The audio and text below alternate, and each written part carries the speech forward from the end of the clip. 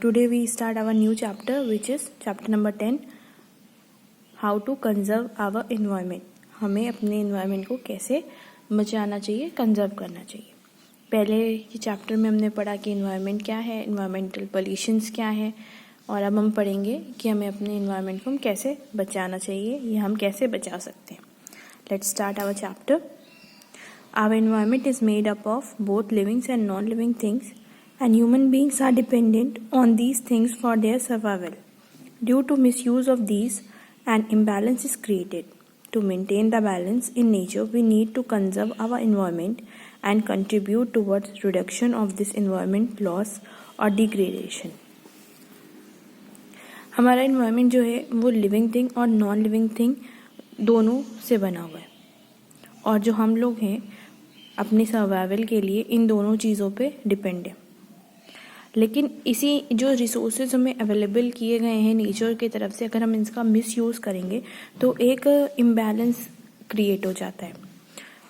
तो जब इम्बैलेंस आ जाता है तो वो हमारे लिए नुकसानदेह होगा.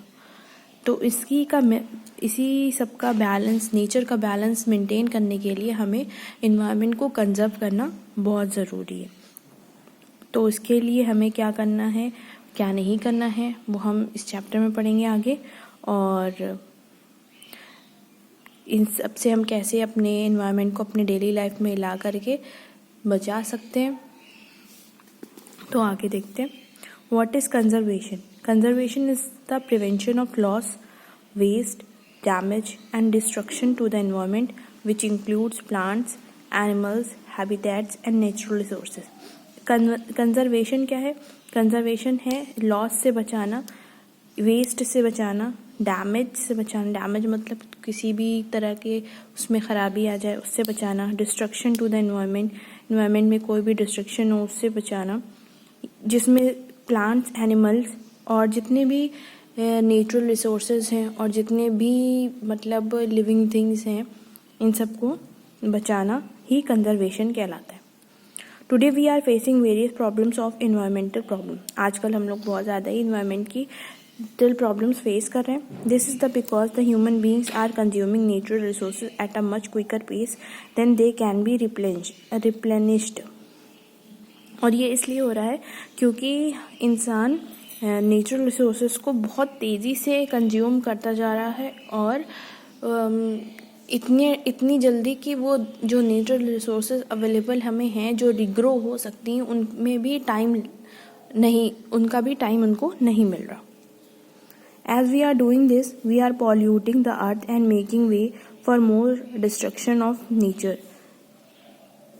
जैसे कि हम लोग ये सब कर रहे हैं कि हम अर्थ को पॉल्यूट कर रहे हैं, और नेचर में जो तबाही का जो आ रही है वो इसी सब वजह से आ रही है. There are so many examples of this, और इसके एग्जाम्पल भी काफ़ी हैं. The water level in the oceans are rising rapidly and many islands such as the Andaman and Nicobar Island are under threat of being completely submerged in a few years time. तो जो water level है oceans का वो बहुत तेज़ी से बढ़ता जा रहा है, जिसकी वजह से बहुत से आइलैंड ऐसे हैं जैसे अंडमान एंड निकोबार आइलैंड जो सब खतरे में हैं. और ये सब कुछ ही आने वाले टाइमों में, अगर ये ऐसे ही चलता रहा तो आने वाले टाइमों में ये आइलैंड डूब जाएंगे. Huge chunks of ice known as glaciers are melting too quickly in Antarctica region because of global warming caused by pollution. जो बड़े बड़े आइस हैं, आइस के टुकड़े हैं जिसको हम ग्लेशियर्स कहते हैं, वो भी बहुत तेज़ी से अंटार्कटिका रीजन में पिघलते जा रहे हैं. क्योंकि किसकी वजह से? ग्लोबल वार्मिंग की वजह से, जो कि पोल्यूशन की वजह से हो रही है. The forest cover is fast disappearing and landslide will no longer be an uncommon happening. और फॉरेस्ट भी ख़त्म होते जा रहे हैं जिसकी वजह से कभी भी कहीं पर भी लैंडस्लाइड हो सकता है. Here are some ways in which we can conserve the environment. हमें कुछ वेज दिए गए हैं जिसके थ्रू हम अपने environment को बचा सकते हैं. फर्स्ट है ओवर पॉपुलेशन. जो पॉपुलेशन जो बढ़ती है उसमें हमें क्या करना चाहिए? Population is increasing at a fast pace much faster than we can imagine. जैसे कि हम इमेजिन भी नहीं कर सकते, पूरे ऑल ओवर द वर्ल्ड में इतनी तेज़ी से पॉपुलेशन बढ़ रही है. This increase in population creates pressure on natural resources such as soil, water, coal, natural gas, etc., leading to their degradation. तो जैसे जैसे पॉपुलेशन बढ़ रही है वैसे वैसे नेचुरल रिसोर्सेज की कमी होती जा रही है, क्योंकि जब ज़्यादा लोग होंगे तो ज़्यादा चीज़ें चाहिए होंगी और इसकी वजह से नेचुरल रिसोर्सेज पे प्रेशर पड़ रहा है. The only way is in which all this can be checked by increasing consciousness of human beings about the problem, checking excessive consumerism. तो इसके लिए दो ही चीज़ें हैं. एक है कि हम जो हमारे ह्यूमन बींग्स हैं उनको इन सब चीज़ों को एहसास दिलाएं कि जो पॉपुलेशन बढ़ने की वजह से रिसोर्सेज कम हो रहे हैं, और दूसरा कि हमें पॉपुलेशन कंट्रोल करनी है. नेक्स्ट है pollution. Another major issue of concern is the pollution which needs to be controlled. We have studied about it in the previous chapter. Let us revise and find out how this can be done.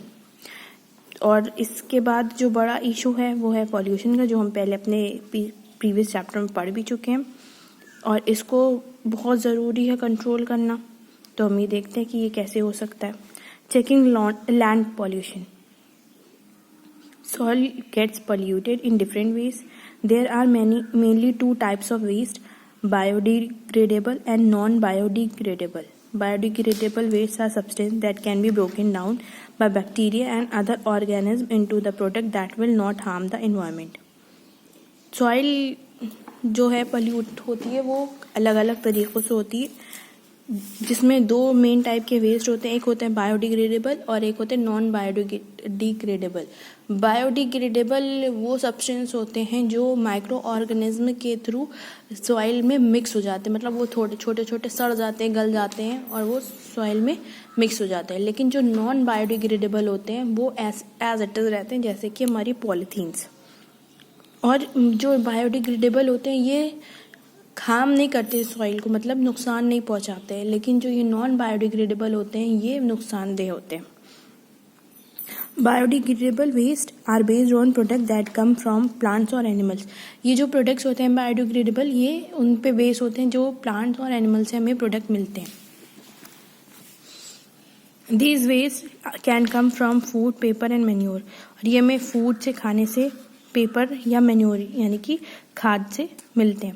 Non-biodegradable substances cause harm to the environment because these wastes cannot be broken down by microorganisms into the non-harmful substance. Examples of non-biodegradable waste are plastic and glass. Plastic should be disposed of carefully so that they जो अभी हमने आपको बताया non biodegradable substance वो होते हैं जो environment में को नुकसान देते हैं. ये माइक्रो ऑर्गेनिज्म के थ्रू ब्रोकन डाउन नहीं होते और सॉइल में मिक्स नहीं होते. और इसका एग्जांपल सबसे बड़े मेनली दो हैं, एक प्लास्टिक और एक ग्लास.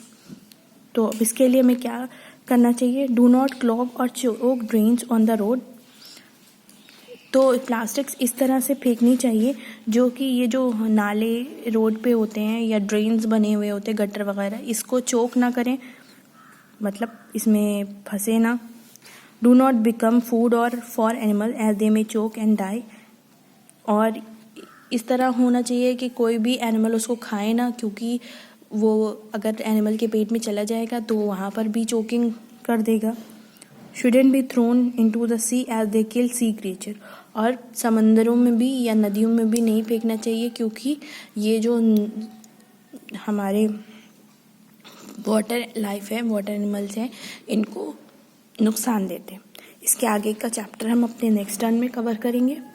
जब तक कि आप लोग इसको रिवाइज करिए और समझिए.